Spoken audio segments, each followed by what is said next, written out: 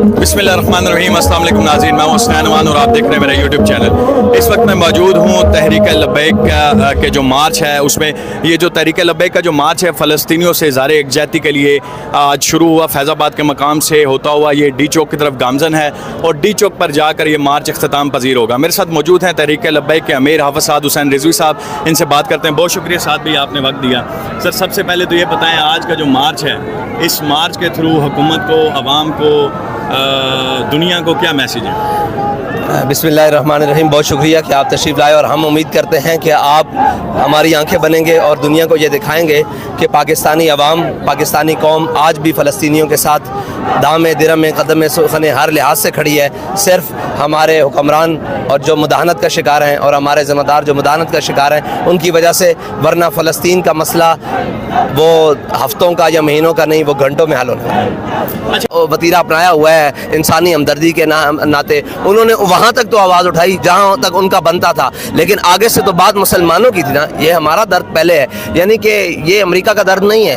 गज़ा, इस बैतुल मुक़द्दस जो है वो फ्रांस का दर्द नहीं है, वो यूरोप का दर्द नहीं है, वो चाइना का दर्द नहीं है, वो उम्मत मुस्लिमा का दर्द है। लेकिन 57 इस्लामी ममालिक के जितने भी हुक्मरान हैं, किसी की आपने मुँह से ये बात सुनी है कि जिहाद भी कोई चीज़ है, किताल भी कोई चीज़ है? कुरान में सैकड़ों बार आए और हमें कुरान की तालीम का जहाँ 24 घंटे करने में कुरान की तालीमात को नहीं समझे।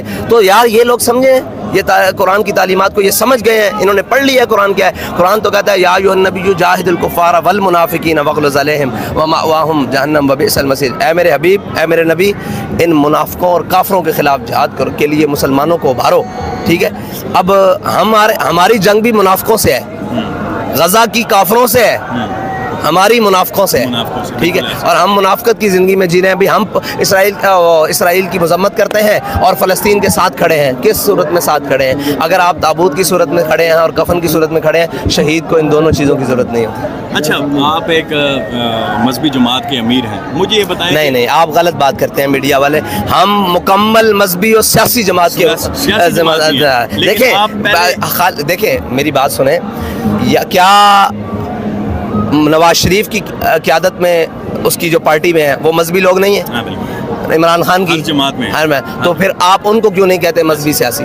नहीं, लेकिन आपकी जो सियासी जमात है वो अव्वल किस्म की मजहबी जमात है। उसमें एक आम जो कारकुन है, मतलब तो इकबाल कहता है अगर दीन सियासत से जुदा हो तो चंगेज़ी रह जाती है। इकबाल कहता है अगर दीन सियासत से जुदा हो तो रह जाती है चंगेज़ी। तो फिर आप हमें मजहबी कहें, हमें खुशी होगी। हाँ। आप कल को नवाज शरीफ को कह सकते हैं आप चंगेज़ी और सियासी जमात के, और इमरान खान को कह सकते हैं चंगेज़ी और सियासी जमात के वो है लीडर। मेरा आपने सवाल नहीं सुना। मेरा सवाल ये था कि आप क्या समझते हैं कि एक पाकिस्तान एक एटमी ताकत भी है और इस्लामी मुल्क भी है, एक बड़ा इस्लामी मुल्क है, उसका किरदार क्या होना चाहिए था आपकी नज़र में कि पाकिस्तान को इस वक्त फ़लस्तीनियों के साथ कहाँ स्टैंड करना चाहिए? देखें, जो किरदार अमेरिका का इसराइल में है, इस वक्त पाकिस्तान का किरदार फ़लस्तीन के अंदर व्यय होना चाहिए था। मेरी ये राय है। अच्छा, कुछ लोग ये कहते हैं कि जो तहरीक लब्बैक है वो चाबी वाला खिलौना है। ये सवाल करने का मकसद ये है कि आप ऐसे लोगों को जवाब क्या देना चाहेंगे? वो कहते हैं कि ये ऑपरेट होते हैं और जब इनको इशारा मिलता है तो ये मैदान अमल में आ जाते हैं, तो उन पर क्या कहना चाहेंगे? देखें, जो ऑपरेट होते हैं वो कभी भी बड़े जनाब इन मंजिलों के राही नहीं होते, और जो ऑपरेट होते थे उनके वालिद साहब कल तक फलां थे और आज उनके चचा बन गए हैं, तो वो उनसे ज़मीनी तनाज़ा हो गया है, नज़रियाती नहीं, एक सीट का तनाज़ा हो गया है, तो वो उनको गालियाँ दे रहे हैं। ना हम कल ऑपरेट होते थे ना आज होते हैं। हम बाय बर्थ पाकिस्तानी हैं, ठीक है जी, बाय बर्थ मुसलमान हैं और हम नज़रियाती लोग हैं, और हम कल भी अपने नज़रिए के लिए खड़े थे। किसी ने पाकिस्तान के अंदर किसी सियासी जमात, मजहबी तो हो सकता है किसी सियासी जमात ने अपने नज़रिए के लिए लाशें नहीं उठाई। हम अल्हम्दुलिल्लाह वो जमात हैं जिन्होंने अपने नज़रिए के लिए लाशें उठाई हैं। ऑपरेट होने वाले गोलियां नहीं खाते, और हमने पीठ पर गोलियां नहीं खाई, सीने पर खाई हैं। ठीक है जी, और आइंदा भी खाने के लिए तैयार हैं। हमारा मुँह किधर है? भागने वालों की तरफ नहीं है, सीना सामने है हमारा। ठीक है जी, तो बाकी रही बात उनकी, तो बख्तम क्या के गुफ्तम क्या। अच्छा, आज हुकूमत को क्या मैसेज है?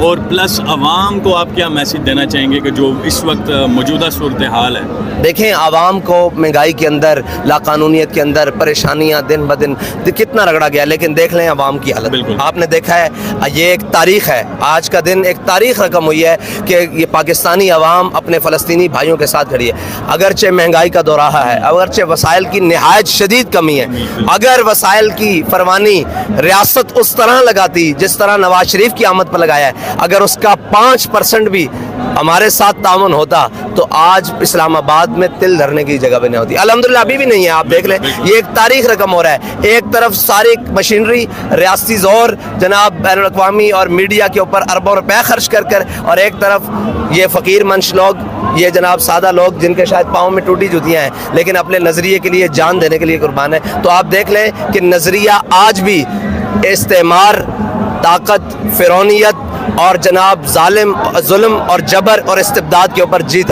जी नाजरीन, आपने साद रिजवी साहब की गुफ्तगू सुनी। इस वक्त जो तहरीक लब्बैक का जो मार्च है वो डी चौक की तरफ गामजन है और मार्च के अख्ताम पर साद रिजवी साहब अपने कारकुनान से खिताब भी करेंगे।